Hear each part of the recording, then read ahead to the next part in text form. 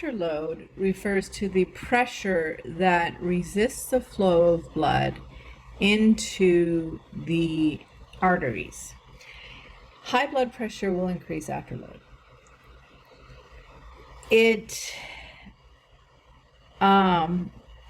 There are other things that will increase afterload. For example, if the arteries become stiff, if their ability to stretch, to accommodate blood flow decreases, those all will increase afterload. And so you can think of afterload as being a force. We would call it resistance, that pushes back against the flow of blood from the ventricle to the artery.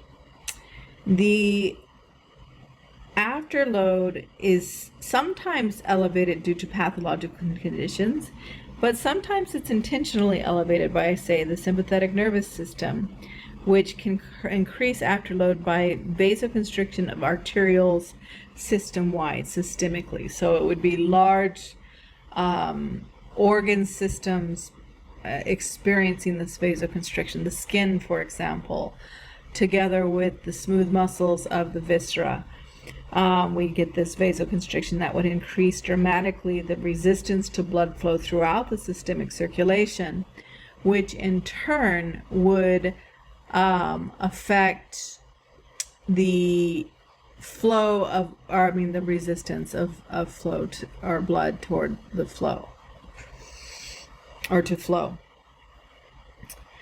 The heart has to work to overcome this resistance, and so the more afterload we have, the harder the heart is working. And so in a case of pathologically high afterload, what we are in essence doing is wearing down the heart all the faster. And so something to keep in mind in terms of how the heart works, but also important is that afterload is going to decrease stroke volume. And what it does, how it does that, the way it does that is afterload, generally speaking, what it's going to do is it decreases that ejection fraction by increasing my end systolic volume.